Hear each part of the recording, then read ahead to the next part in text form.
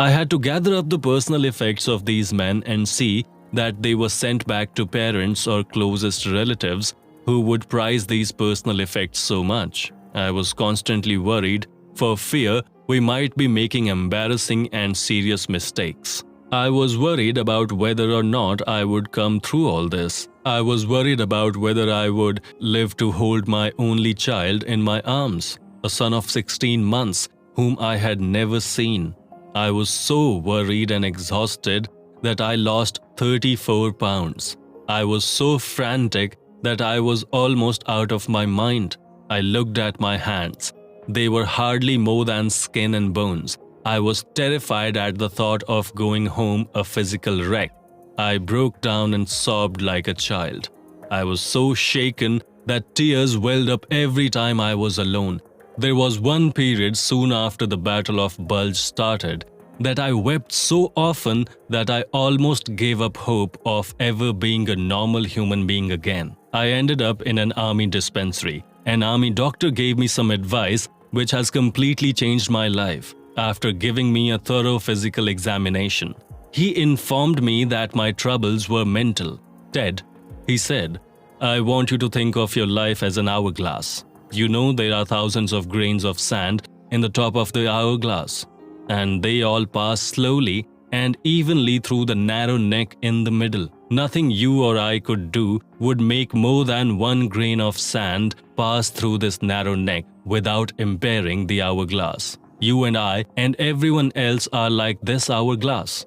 When we start in the morning, there are hundreds of tasks which we feel that we must accomplish that day. But if we do not take them one at a time and let them pass through the day slowly and evenly, as do the grains of sand passing through the narrow neck of the hourglass, then we are bound to break our own physical and mental structure. I have practiced that philosophy ever since that memorable day that an army doctor gave it to me. One grain of sand at a time, one task at a time. That advice saved me physically and mentally during the war, and it has also helped me in my present position in business. I am a stock control clerk for the Commercial Credit Company in Baltimore. I found the same problems arising in business that had arisen during the war. A score of things had to be done at once, and there was little time to do them. We were low in stocks, we had new forms to handle, new stock arrangements, changes of address, opening and closing offices, and so on. Instead of getting taut and nervous, I remembered what the doctor had told me. One grain of sand at a time, one task at a time. By repeating those words to myself over and over, I accomplished my tasks in a more efficient manner, and I did my work without the confused and jumbled feeling that had almost wrecked me on the battlefield. One of the most appalling comments on our present way of life is that half of the beds in our hospitals are reserved for patients with nervous and mental troubles, patients who have collapsed under the crushing burden of accumulated yesterdays and fearful tomorrows. Yet a vast majority of those people would be walking the streets today, leading happy, useful lives if they had only heeded the words of Jesus, "Have no anxiety about the morrow," or the words of Sir William Osier, "Live in day-tight compartments."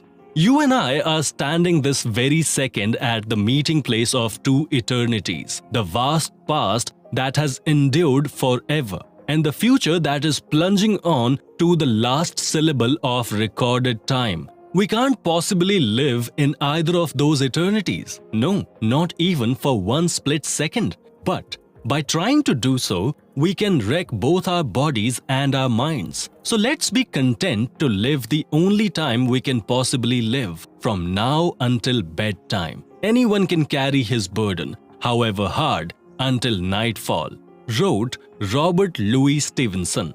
Anyone can do his work, however hard, for one day. Anyone can live sweetly, patiently, lovingly, purely, till the sun goes down. And this is all that life really means. Yes, that is all that life requires of us.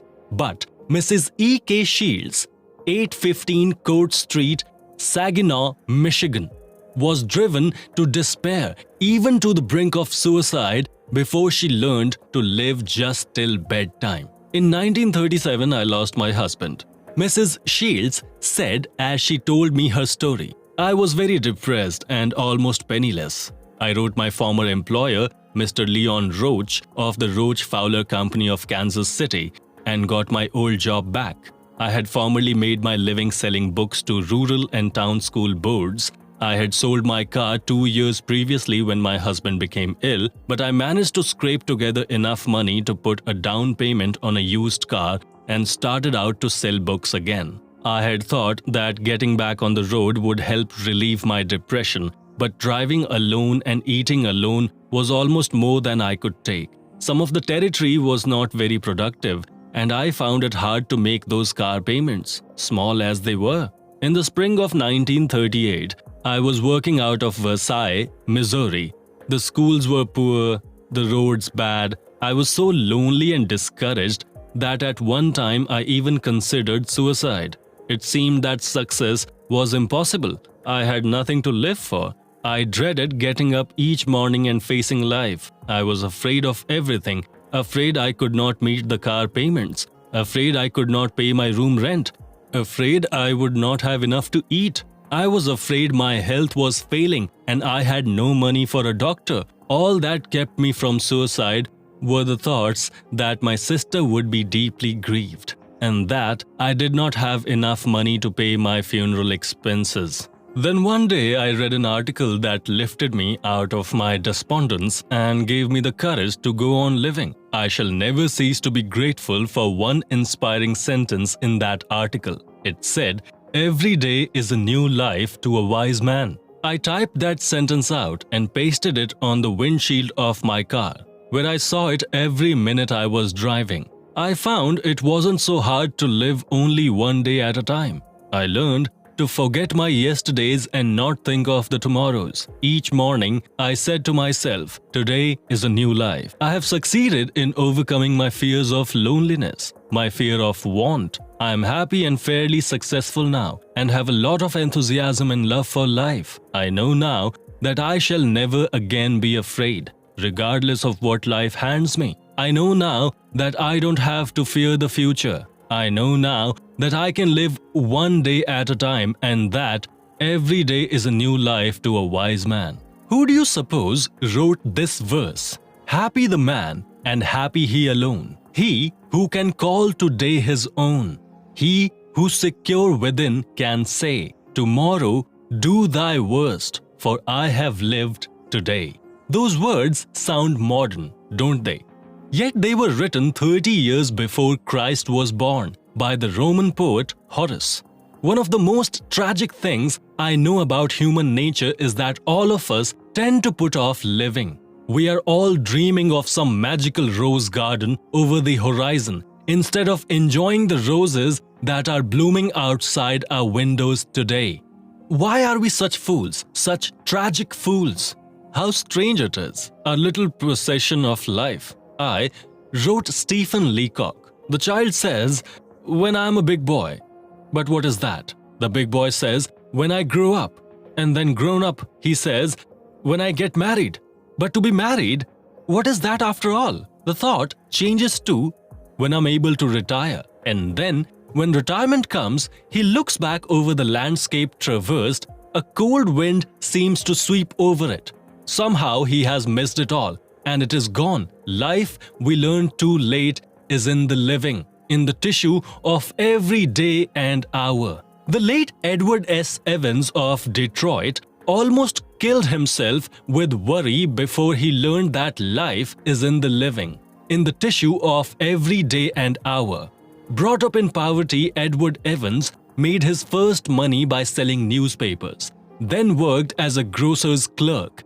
Later, with 7 people dependent upon him for bread and butter, he got a job as an assistant librarian. Small as the pay was, he was afraid to quit.